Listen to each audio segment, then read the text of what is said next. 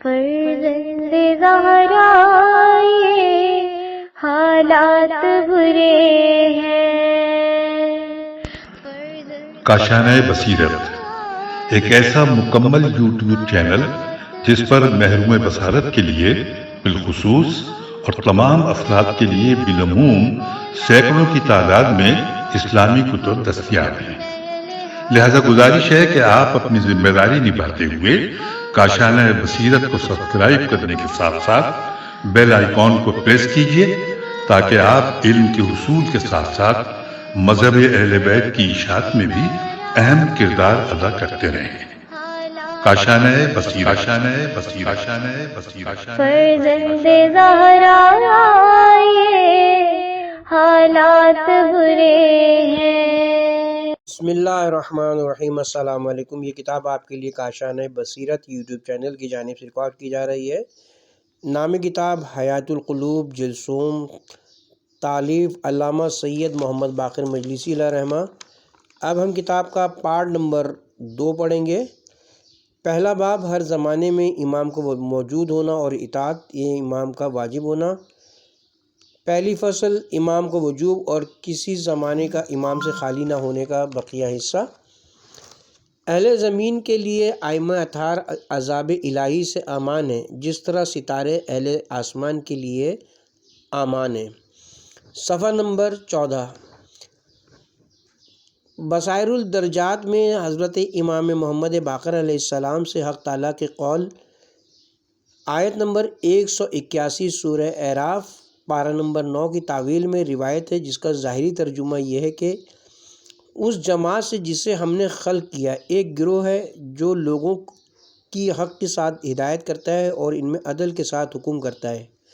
حضرت نے فرمایا کہ اس گروہ سے مراد ائمہ برحق ہیں۔ اس آیت کی تفسیر انشاءاللہ اس کے بعد مذکور ہوگی۔ اس ضمن میں حدیثیں یہ ہیں کہ ابن بابویہ نے کتاب مجالس اور اکمال الدین میں حضرت امام زین العابدین علیہ السلام سے روایت کی ہے کہ مسلمانوں کے پیشوا اور عالمین پر خدا کی حجت ہم ہے، اور سادات سردار اور مومنوں اور بہشت کے روشن چہرے اور سفید ہاتھ پاؤں والوں کے بزرگ ہم ہیں، جن کے منہ اور ہاتھ پیر روز قیامت وضو کے نور سے سفید اور روشن ہوں گے، یعنی شیعوں کے، اور مولا و آقائے مومنین ہم ہیں، اور یہ اہل زمین کے لیے عذاب الہی سے امان کا سبب ہم ہیں، جس طرح ستارے اہل آسمان کے لیے امان ہیں، یعنی جب تک ہم زمین میں ہیں قیامت برپا نہ ہوگی اور لوگوں پر عذاب نازل نہ ہوگا، اور جب تک ستارے آسمان میں فرشتوں کو قیامت قائم ہونے کا خوف نہیں ہے۔ ہمارا زمین سے اٹھ جانا زمین کے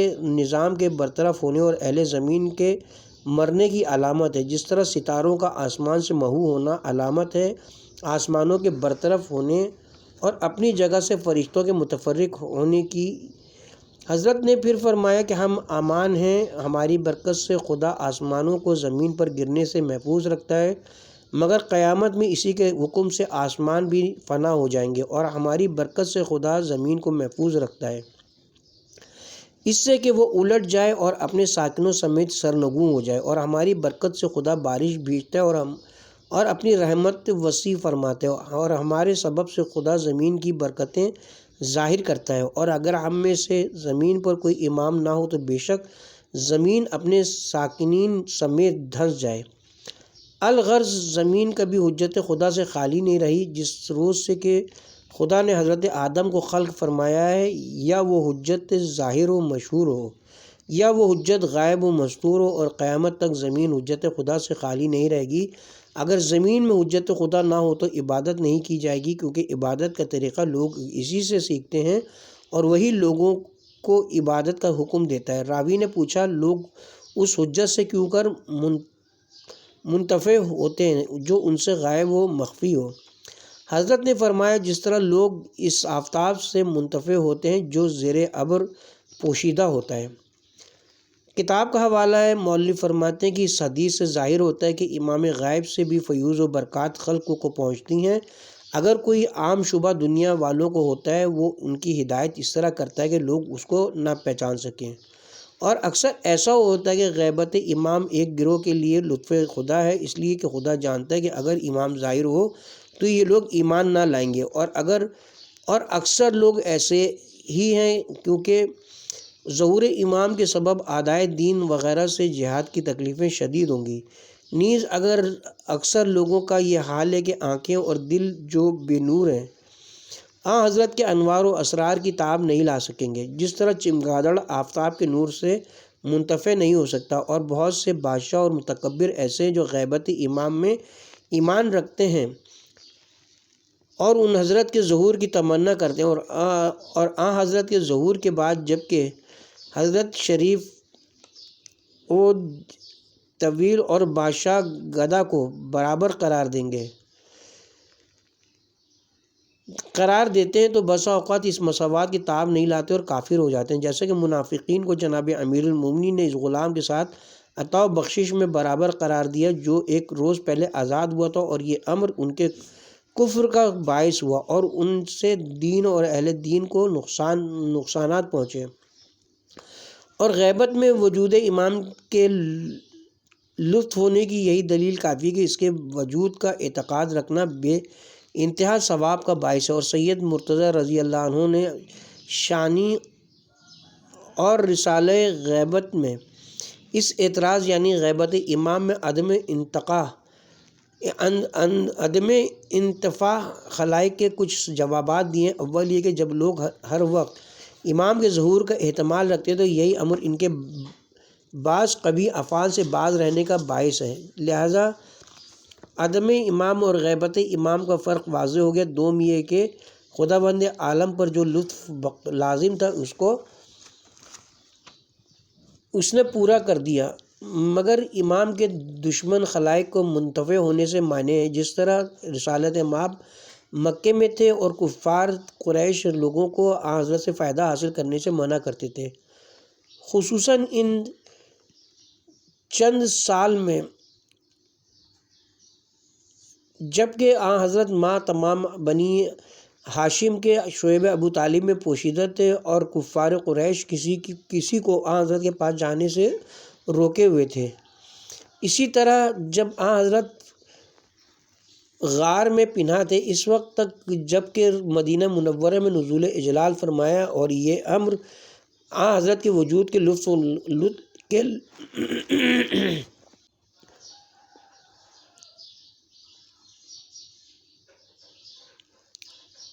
اور یہ امور حضرت کے وجود کے لطف ہونے سے کسی طرح منافات نہیں رکھتے۔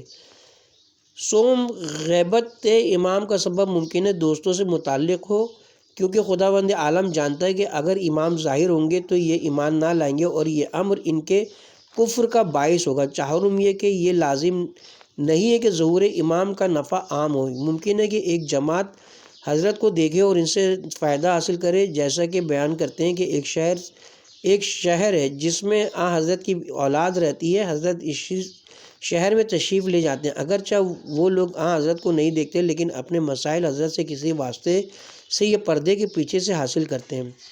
سید مرتضیٰ علیہ رحمہ نے بعض وجہیں ذکر کرنے کے بعد ایک مقدمہ تحریر فرمایا کہ امام سے امت کا فائدہ مکمل نہیں ہوتا مگر خدا کی جانب سے چند امور کے ساتھ، جس کو چاہیے کہ وہ عمل میں لائیں، اور چند امور امام کی جانب سے حاصل ہونے چاہیے اور چند امور ہماری طرف سے ہونے چاہیے۔ وہ امور جو خدا کی جانب سے ہونے چاہیے وہ یہ ہے کہ امام کو خلق فرمائے اور اس کو لوازم امامت کے ساتھ متمکن کرے، مثل علم و شرائط امامت اور اس کی امامت پر نص کرنے اور اس پر لازم قرار دینے کے کہ امور امت کے ساتھ قیام کرے، اور جو امور امام کی جانب سے ہیں یہ ہے کہ اس تکلیف کو قبول کرے اور لازم قرار دے کہ ان امور کے ساتھ قیام کرے گا، اور جو امور امت کی طرف سے راجع ہیں وہ یہ ہے کہ اپنے امور کے بارے میں امام کو متمکن کرے اور اس سے رکاوٹیں دور کرے اور اس کی اطاعت و فرما برداری کرے، اور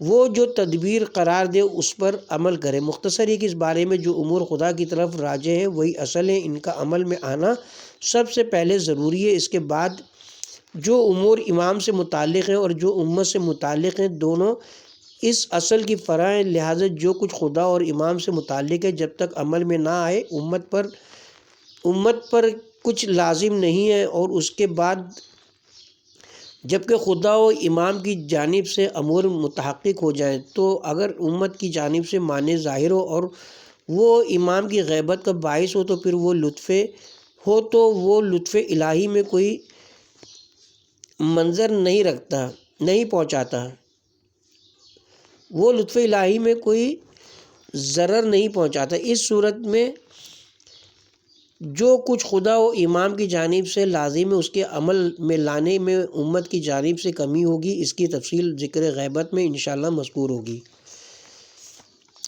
کتاب کا حاشیہ اختتام کو پہنچا، کتاب کی طرف رجوع کرتے ہیں۔ بس سند معتبر کلینی ابن بابویہ وغیرہ نے روایت کی کہ حضرت امام جعفر صادق علیہ السلام نے حشام بن سالم سے، جو فضلائے اصحاب حضرت میں سے تھے، پوچھا کہ عمر بن عبید بصری سے، جو علماء صوفیہ اہل سنت سے ہے، کیسے کیسے سوالات تم نے کیے؟ حشام نے کہا، میں حضور پر فدا ہوں، اے فرزند رسول، مجھے حضور کے سامنے بیان کرتے ہوئے شرم آتی ہے اور میری زبان میں طاقت نہیں کہ حضور کی خدمت میں وہ ذکر کروں۔ حضرت نے فرمایا، جبکہ میں تمہیں حکم دیتا ہوں تو چاہیے کہ تم اطاعت کرو۔ حشام نے کہا، بہت بہتر۔ مجھے عمروں کے فضیلت کے دعوے کی اطلاع ہوئی اور مسجد بصرہ میں اس کا بیٹھنا اور دین میں بکواس کرنا مجھ پر بہت گراں گزرا۔ الغرض میں روانہ ہو کر روز جمعہ کو داخل بصرہ ہوا اور مسجد بصرہ میں پہنچا۔ میں نے دیکھا کہ لوگوں کے ایک بڑے حلقے میں ہے ایک سیاہ اون کا کپڑا کمر سے باندھے ہوئے اور ویسے ہی سیاہ کپڑے کی چادر اوڑھے ہوئے اور لوگ اس سے سوالات کر رہے ہیں۔ یہ دیکھ کر میں لوگوں سے آگے بڑھتا ہوا حلقے میں داخل ہوا اور سب کے آخر میں دو زانوں بیٹھ گیا۔ میں نے کہا، اے عالم، میں ایک غریب آدمی ہوں، ایک مسئلہ دریافت کرنا چاہتا ہوں، اجازت دیجیے کہ پوچھوں۔ اس نے کہا، ہاں پوچھو۔ میں نے کہا، کیا آپ کی آنکھیں ہیں؟ اس نے کہا، اے لڑکے، یہ کیا سوال ہے؟ میں نے کہا، میرا سوال ایسا ہی ہے۔ اس نے کہا، اچھا پوچھو، ہر چند احمقانہ سوال ہے۔ میں نے پھر پوچھا، آپ کی آنکھیں ہیں؟ اس نے کہا، ہاں۔ میں نے پوچھا، آپ ان سے کیا کام لیتے ہیں؟ کہا، ان سے رنگ اور لوگوں کی صورتیں دیکھتا ہوں۔ میں نے پوچھا، کیا آپ کے ناک بھی ہے؟ اس نے کہا، ہاں۔ پوچھا، اس سے کیا کام لیتے ہیں؟ کہا، اس سے خوشبوئیں سونگھتا ہوں۔ میں نے پوچھا، کیا آپ کے دہن بھی ہے؟ کہا، ہاں۔ پوچھا، اس سے کیا کام لیتے ہیں؟ اس نے کہا، چیزوں کا مزہ اس سے حاصل کرتا ہوں۔ میں نے پوچھا، کیا آپ زبان بھی رکھتے ہیں؟ کہا، ہاں۔ پوچھا، اس سے کیا کام لیتے ہیں؟ کہا، باتیں کرتا ہوں۔ میں نے پوچھا، کیا آپ کان بھی رکھتے ہیں؟ کہا، ہاں۔ پوچھا، وہ آپ کے کس کام آتے ہیں؟ کہا، اس سے آوازیں سنتا ہوں۔ میں نے پوچھا، کیا آپ کے ہاتھ بھی ہیں؟ کہا، ہاں۔ میں نے پوچھا، ان سے کیا کرتے ہیں؟ کہا، ان سے چیزیں پکڑتا ہوں۔ میں نے پوچھا، کیا آپ دل بھی رکھتے ہیں؟ کہا، ہاں۔ میں نے پوچھا، وہ آپ کے کس کام آتا ہے؟ اس نے جواب دیا کہ جو بات ان اعضاء و جوارح پہ مشتبہ ہوتی ہے اسے تمیز کرتا ہوں۔ میں نے پوچھا کہ کیا اعضاء و جوارح کافی نہیں ہیں اور دل سے بے نیاز و مستغنی نہیں ہیں؟ اس نے کہا، نہیں۔ میں نے پوچھا، کیوں دل سے مستغنی نہیں ہیں حالانکہ سب صحیح و سالم ہے؟ اس نے کہا، اے لڑکے، جب یہ اعضاء کسی چیز میں شک کرتے ہیں، جس کو سونگھا یا دیکھا یا چکھا یا سنا یا چھوا ہے، تو دل کی طرف پھیرتے ہیں تو وہ یقین کراتا ہے اور شک کو زائل کرتا ہے۔ میں نے کہا، خدا نے دل کو بدن میں اس لیے رکھا ہے کہ وہ اعضاء جوارح کے شک کو زائل کرے۔ اس نے کہا، ہاں۔ میں نے کہا، پھر دل کو یقیناً بدن میں رہنا چاہیے، اگر دل نہیں تو اعضاء کا ادراک مستحکم نہیں ہو سکتا۔ کہا، ہاں۔ تب میں نے کہا، اے ابو مروان، خداوند عالم نے تیرے اعضاء و جوارح کو بغیر امام و پیشوا کے نہیں چھوڑا ہے، تاکہ جو حق ہے ظاہر کرے اور شک کو ان سے دور کرے، اور تمام خلائق کو حیرت و شک و اختلاف میں چھوڑ دیا اور کوئی امام و پیشوا ان کے لیے مقرر نہیں کیا کہ حالت حیرت و شک میں ان کی طرف رجوع کریں، جو ان کو رائے حق پر قائم رکھے اور حیرت و شک ان سے زائل کرے۔ جب میں نے یہ کہا تو وہ ساکت ہو گیا اور کوئی جواب نہ دیا۔ پھر میری طرف متوجہ ہو کر بولا، تو حشام تو نہیں ہے؟ میں نے کہا، نہیں۔ کہا، کیا اس کے ساتھ رہتا تھا؟ میں نے کہا، نہیں۔ تو پوچھا، تم کہاں کے رہنے والے ہو؟ میں نے کہا کوفہ کا۔ تو تو کہا بے شک تم حشامی ہو، یہ کہہ کر اپنے مقام سے اٹھا اور آ کر مجھے گود میں اٹھا کر اپنی جگہ بیٹھایا، اور جب تک میں بیٹھا رہا ایک لفظ نہ بولا۔ حشام کہتے ہیں کہ جب میں نے یہ قصہ بیان کیا حضرت صادق بہت خوش ہوئے اور فرمایا اے حشام یہ دلیل تم نے کہاں سے حاصل کی؟ میں نے عرض کیا ابن رسول اللہ میری زبان پر اس طرح جاری ہوا، اور دوسری روایت کے مطابق عرض کی یہ باتیں آپ سے اخذ کی تھی اور ان کے اجزاء ایک دوسرے کے ساتھ جمع کر دیا۔ حضرت نے فرمایا خدا کی قسم یہ مضمون صحف ابراہیم و موسیٰ علیہ السلام میں لکھا ہوا ہے۔ کتاب کا حوالہ ہے، مؤلف فرماتے ہیں کہ انسان عالم صغیر اور عالم کبیر کا موسع ہے، جیسا کہ امیر المومنین علیہ السلام نے فرمایا ہے کیا تو یہ گمان کرتا ہے کہ تو ایک جسم صغیر ہے حالانکہ عالم کبیر تجھ میں پوشیدہ ہے؟ چنانچہ جسم میں ہڈیاں زمین کے پہاڑ کے مانند ہیں اور گوشت خاک کے مثل، اور چھوٹی بڑی رگیں مثل چھوٹی بڑی نہروں کے ہیں، اور آدمی کا سر جو اکثر قوی اور حواس کا محل ہے جس پر آسمان کے مانند ہے، جسم پر آسمان کے مانند ہے جس میں ستارے وغیرہ موجود ہیں جن کی روشنی زمین پر چمکتی ہے، اور جو بخارات معدے سے اوپر اٹھ کر دماغ تک پہنچتے ہیں اور سر دھو کر آنکھ اور دماغ سے ٹپکتے ہیں۔ ان بخارات کے مانند جو زمین سے اٹھ کر کرۂ ضمیر پر تک جب پہنچتے تو وہاں سے بارش کی صورت میں ٹپکتے ہیں۔ نیز دماغ کی قوتیں مہرائے پشت کے مغز کے ذریعے سے تمام بدن میں پہنچتے ہیں، جس طرح ستاروں کی روشنی زمین میں اثر کرتی ہے اور جس طرح زمین میں امراء و سلاطین حکام کرتے ہیں، اسی طرح بدن میں بھی بعض عنصر دوسرے عضو کے خاندی میں، اور سب کا بادشاہ نفس ناطقہ ہے جس کو قلب کہتے ہیں، اس اعتبار سے کہ پہلے ان کا تعلق روح حیوانی سے ہوتا ہے، پھر دل سے نشو و نما پاتے ہیں۔ جس طرح دنیا کی آبادی شمال کی جانب ہے اور دل بھی جو بدن کی آبادی کا حلب ہے شمال کی طرف ہے، اور جس طرح بادشاہوں کے وزیر ہوتے ہیں جو رعایا کا رزق تقسیم کرتے ہیں، اسی طرح جگر کے مطبخ میں جو کچھ پکتا ہے تمام بدن میں تقسیم ہوتا ہے۔ جس طرح زمین کے لیے بعض فضلات مقرر ہوتے ہیں جو دریا میں پہنچتے ہیں، اسی طرح انسان کے بدن میں بھی مقرر ہیں۔ الغرض اس مضمون کا تمام و کمال بیان بہت شرح چاہتا ہے جس کے لیے یہ مقام مناسب نہیں۔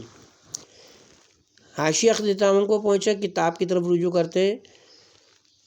گلینی اور شیخ تبریسی رحمہ اللہ تعالیٰ نے یونس ابن یعقوب سے روایت کی کہ ایک شامی حضرت صادق علیہ السلام کی خدمت میں آیا اور بیان کیا کہ میں صاحب علم کلام و علم فقہ و علم فرائض و میراث ہوں، آپ کے اصحاب سے مناظرہ و مباحثہ کرنے آیا ہوں۔ حضرت نے پوچھا تیرا کلام جناب رسول خدا صلی اللہ علیہ وسلم کے کلام سے ماخوذ ہے یا تیرے دل کی باتیں؟ اس نے کہا بعض باتیں تو حضرت کے کلام سے ماخوذ ہے اور بعض خود میری ہیں۔ حضرت صادق علیہ السلام نے فرمایا تو پھر حضرت کا شریک ہے؟ اس نے کہا نہیں۔ تو حضرت نے فرمایا تو کیا وحی کو خدا سے سنتا ہے؟ اس نے کہا اس نے تجھ کو اپنے احکام کی خبر دی تو کیا وحی کو خدا سے سنتا ہے کہ اس نے تجھ کو اپنے احکام کی خبر دی ہے؟ اس نے کہا نہیں۔ تو حضرت نے فرمایا کہ پھر تیری اطاعت بھی اسی طرح واجب ہے جس طرح رسول خدا کی واجب ہے؟ اس نے کہا نہیں۔ یونس کہتے ہیں کہ پھر حضرت صادق علیہ السلام میری طرف متوجہ ہوئے اور فرمایا کہ اے یونس اس شخص نے قبل اس کے کہ گفتگو کرے اپنے کلام کو باطل کر دیا، کیونکہ جس شخص پر وحی خدا نازل نہیں ہوتی اور خدا نے واجب الاطاعت نہیں کیا ہو اس کا امور دین میں گفتگو کرنا باطل ہوگا، بلکہ وہ اپنے تئیں خدا کا شریک قرار دے گا۔ اسی وقت حشام بن حکم والد ہوئے جو اصحاب حضرت کے متکلمین ہیں، نہایت صاحب فضل و علم و دانش اور نوجوان تھے۔ ان کا سبزہ آغاز تھا۔ حضرت نے ان کی تعظیم کی اور ان کے لیے جگہ خالی کی اور فرمایا تم دل و جان سے ہمارے مددگار ہو۔ اس کے بعد جبکہ حضرت کے اصحاب نے اس سے گفتگو کی اور غالب نہ ہو سکے تو حضرت نے اس شامی سے کہا کہ اس لڑکے سے مناظرہ کر، یعنی حشام سے۔ یہ سن کر شامی نے حشام سے کہا کہ مجھ سے اس شخص حضرت صادق کی امامت کے بارے میں گفتگو کرو۔ حشام اس کے اس بے ادبانہ کلام کو سن کر غضبناک ہوئے اور کہا اے مروک اے مروق، خدا لوگوں پر زیادہ مہربان ہے یا وہ خود اپنی ذات پر مہربان ہے؟ اس نے کہا خدا زیادہ مہربان ہے۔ حشام نے کہا اس نے اپنی مہربانی سے لوگوں کے ساتھ کیا کیا؟ شامی نے کہا اس نے ان کے لیے ایک حجت اور رہنما قائم کیا تاکہ وہ پراگندہ نہ ہو اور ان کے درمیان اختلاف پیدا نہ ہو، اور وہ حجت ان کے امور کو منتظم رکھے اور ان کو خدا کے فرائض سے آگاہ کرے۔ حشام نے پوچھا وہ مرد کون ہے؟ اس نے کہا رسول اللہ صلی اللہ علیہ وسلم۔ حشام نے پوچھا رسول کے بعد کون ہے؟ اس نے کہا کتاب خدا و سنت رسول خدا صلی اللہ علیہ وسلم۔ حشام نے کہا آیا کتاب و سنت نے آج ہم کو کچھ فائدہ پہنچایا ہے اس معاملے میں کہ ہمارے اختلاف برطرف ہوں؟ اس نے کہا ہاں۔ تو حشام نے کہا تو پھر کیوں ہم اور تم اختلاف رکھتے ہیں، اور اسی اختلاف کے سبب سے تو شام سے ہماری طرف آیا ہے تاکہ مناظرہ کرے؟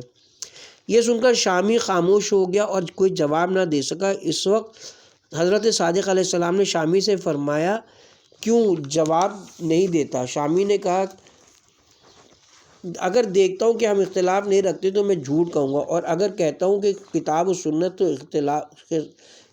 سنت اختلافات ان کی طرف رجوع کرنے کے بعد مٹا دی گئیں تو یہ بھی غلط ہوگا، اس لیے کہ بہت سے امور کے بارے میں ان دونوں میں احتمال ہو سکتا ہے اور ہر شخص اپنے مطلب کے موافق عمل کرتا ہے، اور اگر یہ کہتا ہوں کہ ہم اختلاف تو رکھتے ہیں لیکن ہم دونوں حق پر ہیں، اس صورت میں کتاب و سنت نے ہم کو کوئی فائدہ نہیں پہنچایا، لیکن یہی ہو سکتا ہے کہ میں بھی یہی باتیں اس پر پلٹ دوں۔ حضرت نے فرمایا ہاں پلٹ دے تاکہ اس کا جواب بھی سن لیں۔ شامی نے کہا خدا لوگوں پر زیادہ مہربان ہے یا لوگ خود اپنے اوپر خدا سے زیادہ مہربان ہے؟ شام نے کہا خدا زیادہ مہربان ہے۔ شامی نے کہا آیا اس نے کسی کو خلق کیا ہے جو ہمارے درمیان کے اختلاف کو دور کرے اور ان کے امور کی اصلاح کرے اور ان پر حق و باطل واضح کرے؟ حشام نے پوچھا کہ رسول خدا کے زمانے کے بارے میں دریافت کرتے ہو یا اس زمانے سے متعلق پوچھتے ہو؟ شامی نے کہا رسول خدا کے زمانے میں تو خود رسول خدا تھے، آج بتاؤ کون ہے؟ حشام نے کہا یہ بزرگ یعنی حضرت صادق علیہ السلام ہے جو اس جگہ تشریف فرمائے، جس کے پاس لوگ دور دراز سے سفر کر کے آتے ہیں، وہ ہم کو آسمانی خبریں دیتے ہیں اس میراث کے سبب سے جو ان کو اپنے جد و پدر سے حاصل ہے۔ شامی نے کہا یہ مجھ پر کیسے واضح ہو سکتا ہے؟ شام نے کہا ان سے جو پوچھنا چاہے پوچھ لے۔ شامی نے کہا تم نے مجھ کو لاجواب کر دیا، اب مجھ پر لازم ہے کہ میں انہی سے سوال کروں۔ حضرت نے فرمایا اے شامی میں تجھے خبر دوں کہ تیرا سفر کیسا گزرا اور راستے میں تجھ پر کیا واقع ہوا؟ پھر حضرت نے اس کو اس کے تمام حالات سفر سے مطلع فرمایا، بلکہ اب تو ایمان لایا اور اس سے پہلے جب کہ کلمہ شہادتین پڑھتا تھا تو تو صرف مسلمان تھا، اور اسلام ایمان سے پہلے ہوتا ہے، اسی پر احکام دینا، میراث و نکاح وغیرہ مترتب ہوتے ہیں، اور آخرت کا ثواب ایمان سے حاصل ہوتا ہے۔ جہاں تک ائمہ اطہار کی امامت کا اعتقاد نہیں کرتے لوگ بہشت کے مستحق نہیں ہوتے۔ شامی نے کہا آپ نے سچ فرمایا، میں اب خدا کی وحدانیت اور حضرت رسالت صلی اللہ علیہ وسلم کی رسالت کی گواہی دیتا ہوں، اور بسند ہے معتبر منصور بن حازم سے روایت کی ہے کہ اس نے کہا میں نے حضرت صادق علیہ السلام سے عرض کی خداوند عالم اس سے بلند و بزرگ تر کے خلق کے سبب اس کو پہچانے بلکہ خلق کو خدا کے سبب پہچانتے ہیں۔ کتاب کا حوالہ ہے، مؤلف فرماتے ہیں کہ منصور نے جو یہ کہا کہ خدا کو خلق کے سبب نہیں پہچانا جا سکتا بلکہ خلق کو خدا کے سبب سے پہچانتے ہیں، اس میں کئی احتمال ہو سکتے ہیں۔ اول یہ کہ وجود ثانی کا علم بدیہی و فطری ہے، اور ہر شخص جب حد شعور و تمیز کو پہنچتا ہے پہلے یہ جانتا ہے کہ اس کا ایک خالق ہے جس نے اس کو پیدا کیا، اور جو کفار اپنے اغراض و فاسدہ کے سبب سے اس کا انکار کرتے ہیں وہ بھی اضطرار اور مجبوری کے وقت دریا یا صحرا میں خدا کی جانب متوجہ ہوتے ہیں اور اسی سے توسل کرتے ہیں، اور جب اغراض باطلہ سے اپنے کو خالی کر کے اپنے نفس کی طرف رجوع کرتے ہیں تو سمجھتے ہیں کہ وہ خود اپنے کو پیدا کرنے والے نہیں ہیں، اور یہ بھی نہیں ہو سکتا کہ کسی ممکن نے جو انہی کی طرح ہو ان کو پیدا کیا ہے، جیسا کہ خداوند عالم فرماتا ہے سورہ زمر آیت نمبر 38 پارہ نمبر 24، یعنی اے رسول اگر تم کافروں سے پوچھو کہ کس نے آسمانوں اور زمین کو پیدا کیا تو یقیناً وہ کہیں گے کہ خدا نے پیدا کیا ہے، اس بنا پر کہ یہ آیت مخصوص مشرکان مکہ کے بارے میں ہو، اور اس بارے میں بہت حدیثیں کہ خلق کو خدا کے سبب سے پہچانتے ہیں، یعنی حقیقت انبیاء و اوصیاء ان کے چند معجزات کے سبب سے ظاہر و واضح ہوتی ہیں جو خداوند عالم ان کے ہاتھ سے جاری کراتا ہے۔ دوسرے یہ کہ خدا کو مخلوقات کی مشابہت سے نہیں پہچانا جا سکتا، نہ خدا کو ستاروں کے نور سے تشبیہ دے سکتے ہیں، نہ صفات کمالیہ کو مخلوقات میں ہے اس کے لیے ثابت کر سکتے ہیں، اور خلق کو خدا کے سبب پہچان سکتے ہیں، اس سبب سے کہ اس نے ان کو پیدا اور ظاہر کیا۔ علم و معرفت و حقائق اشیاء سب اسی کی جانب سے خلائق کو حاصل ہوتی ہیں۔ تیسرے یہ کہ کمال معرفت حق تعالیٰ اور اس کے صفات کمالیہ بغیر وحی و الہام کے نہیں معلوم کر سکتے، ورنہ دور لازم آئے گا، بلکہ خدا کو اس کے عقل کے ذریعے سے جو اس نے عطا کی ہے اور ان آیات کے ذریعے سے جو آفاق و انفاس میں اپنے وجود و صفات کمالیہ کے ثبوت میں ظاہر و آشکار فرمایا ہے پہچان سکتے ہیں، اور انبیاء و مرسلین کی حقیقت ان معجزات کے ذریعے سے جو ان کے ہاتھوں پر اس نے جاری کیے جان سکتے ہیں، اور ان مطالب کی تفصیل میں وجوہ دیگر بحر الانوار میں درج ہے۔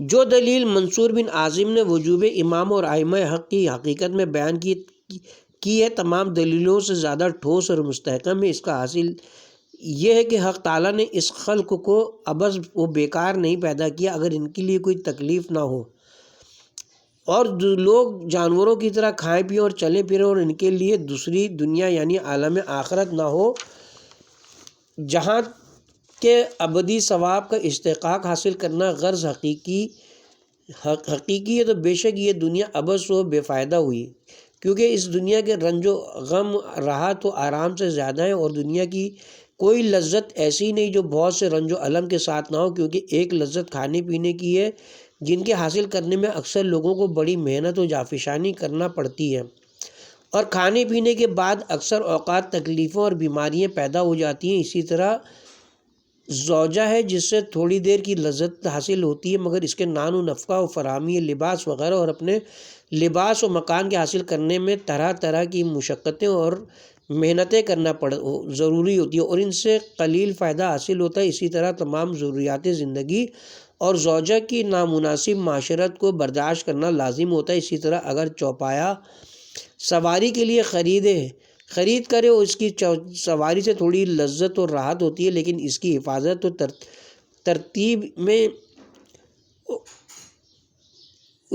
اس کی حفاظت اور تربیت میں طرح طرح کی تکلیفیں یعنی اس کے لیے ضروری چیزوں کا مہیا کرنا ضروری ہوتا ہے۔ اسی طرح مال دنیا ہے جس کے تھوڑے سے نفع کے خیال سے کہ خود اس سے فائدہ اٹھایا جائے گا، اس کے حاصل کرنے اور اس کی حفاظت میں چوروں اور ظالموں کے غلبے کے سبب تکلیفیں اٹھانا پڑتی ہیں، بلکہ دنیا کی تمام لذتوں کے ساتھ رنج و غم ہے جو دنیا میں ہر وقت انسان کو لاحق ہیں، چنانچہ کھانا بھوک کی تکلیف کے زائل کرنے کا سبب اور پانی پینا پیاس کی تکلیف کے دفعیے کا سبب ہے، اور جمع کرنا منی کی تکلیف دور کرنے کا سبب ہے۔ اسی طرح تمام لذتوں کو قیاس کرنا چاہیے، اور یہ تمام مہم لذات منقبض و مقدر ہو جاتی ہیں اس خیال کے ساتھ کہ یہ دنیا فانی ہے، موت ضرور آئے گی، اور یہ سب معرض فنا و زوال میں ہے۔ بینہی اس کی مثال یہ کہ کوئی شخص ایک جماعت کو ضیافت کے لیے طلب کرے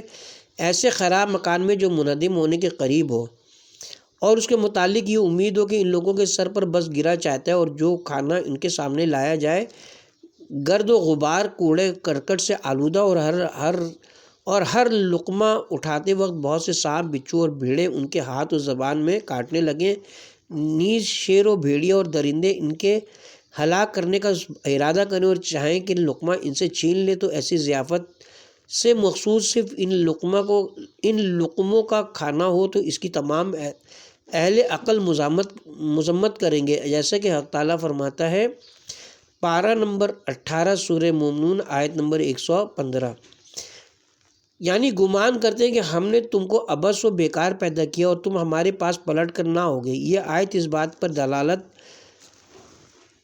کرتی ہے کہ اگر قیامت کے روز بازگشت اور ثواب و عذاب نہ ہو تو ان کا خلق کرنا عبث و بیکار ہوگا، لہٰذا معلوم ہو کہ ان کا پیدا کرنا دوسری دنیا یعنی آخرت کے حاصل کرنے کے لیے، اور یہ معلوم ہے کہ اس دنیا کا حاصل کرنا بغیر سمجھے بوجھے ہر عمل کے ذریعے ممکن نہیں، لہٰذا چاہیے کہ خلاق عالم ہدایت کرنے والوں کو مقرر کرے، معرفت و عبادت کے ذریعے ثواب آخرت کے حصول کے طریقے ان کو تعلیم کرے۔ اس لیے زمانہ انبیاء میں خود انبیاء رہنما تھے، ان کے بعد چاہیے کہ کوئی محافظ شریعت اور قرآن سے استنباط کرنے والا ہو، اور ہر دلیل جو پیغمبر کی عصمت اور اس کے تمام احکام شریعت سے آگاہ ہونے پر اور کل صفات پیغمبری پر دلالت کرتی ہے، امام میں انہی صفات کے ہونے پر بھی دلالت کرتی ہے، اور عصمت اور کمال علم کو خدا کے سوا کوئی نہیں جانتا،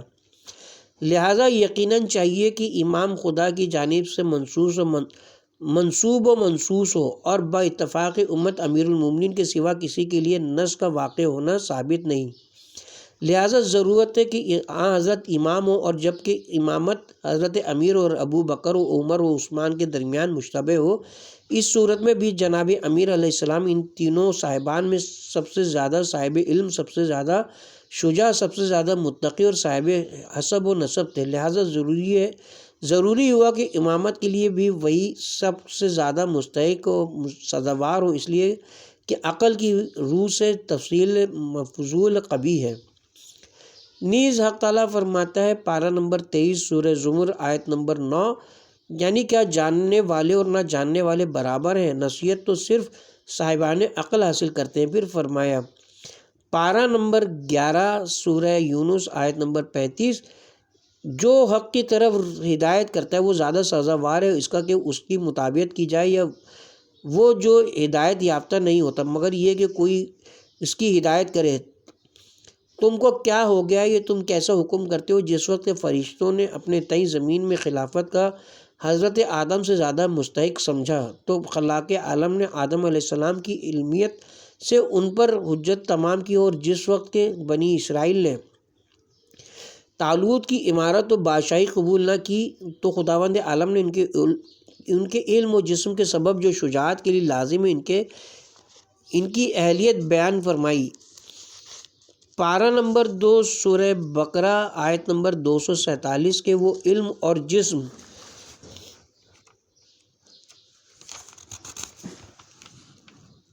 میں زیادہ ہیں اور عامہ و خاصہ کے طریقے سے متواتر ہے کہ تمام صحابہ خصوصاً خلفائے ثلاثہ آیت و احکام مشکلہ میں جناب امیر سے رجوع کرتے تھے، اور وہ حضرت کبھی اسلام کے کسی حکم میں یا کسی آیت کی تفسیر میں ان کے محتاج نہ ہوئے۔ اسی طرح امام حسن علیہ السلام کے زمانے میں خلافت آپ کے اور معاویہ کے درمیان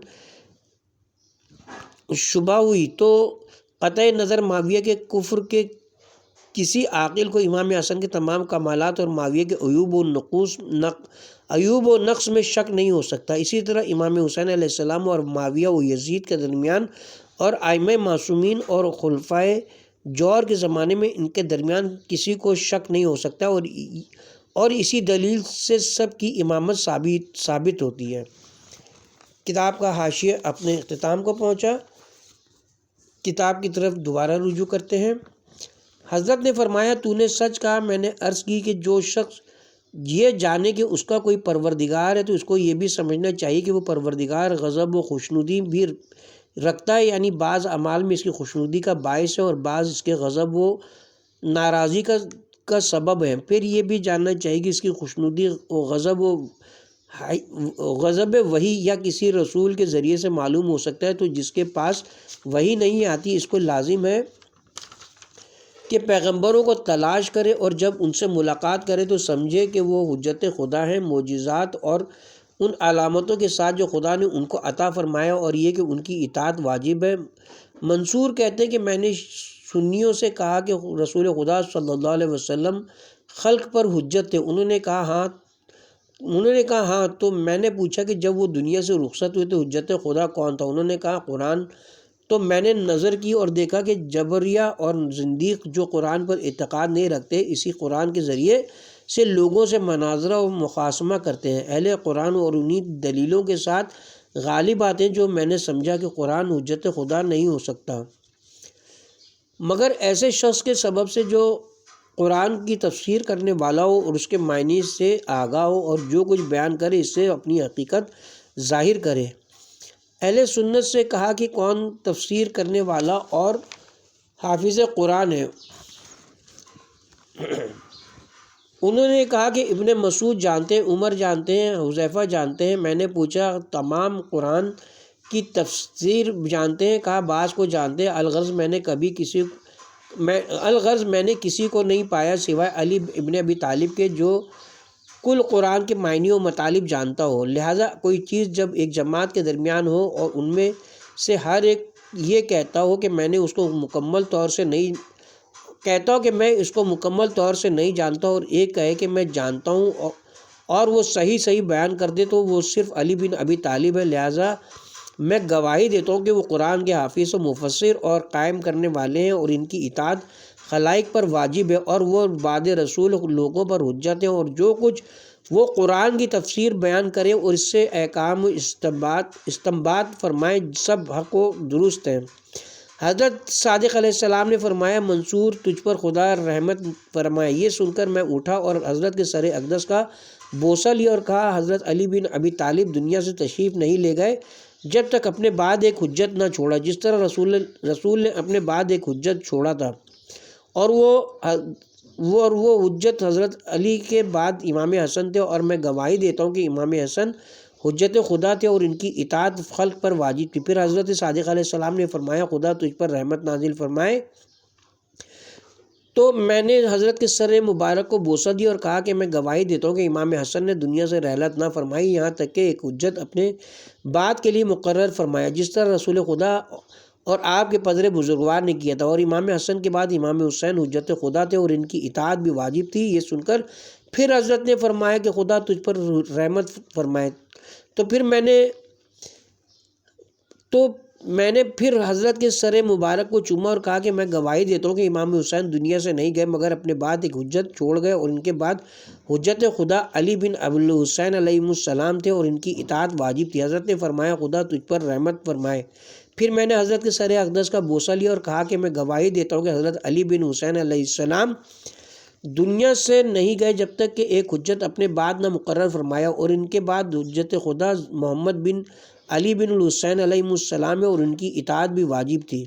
پھر حضرت نے فرمایا خدا تجھ پر رحمت کرے، تو میں نے حضرت کے سر مبارک کا بوسہ لیا، مگر مقرر سر اقدس چومنے پر حضرت ہنسے، یہاں تک کہ نوبت خود حضرت صادق علیہ السلام کی پہنچی، اور وہ جانتے تھے کہ میں انہی حضرت کا نام لوں گا۔ الغرض میں نے کہا کہ آپ کے پدر بزرگوار نے دنیا سے رحلت نہ فرمائی جب تک اپنے بعد کے لیے ایک حجت نصب نہ فرمایا، جس طرح ان کے پدر بزرگوار نے نصب فرمایا تھا، اور گواہی دیتا ہوں کہ خدا کی قسم وہ حجت آپ ہیں اور آپ کی اطاعت واجب ہے۔ حضرت نے فرمایا تیرے لیے کافی ہے، خدا تجھ پر رحمت نازل فرمائے۔ تو میں نے کہا اپنا سر اقدس دیجیے کہ میں بوسہ دوں۔ یہ سن کر حضرت ہنسے اور فرمایا کہ جو کچھ تو چاہے مجھ سے معلوم کر، کیونکہ اس کے بعد تجھ سے کچھ پوشیدہ نہ رکھوں گا۔ اس کے ساتھ ہی اب ہم یہاں پہ کتاب کے پارٹ نمبر 2 کا اختتام کرتے ہیں۔ فصل وجوب امام ہر زمانے میں امام کا ہونا کا سلسلہ بھی جاری ہے، اور کتاب کے پارٹ نمبر 3 کا آغاز ہم اسی باب سے کریں گے انشاءاللہ۔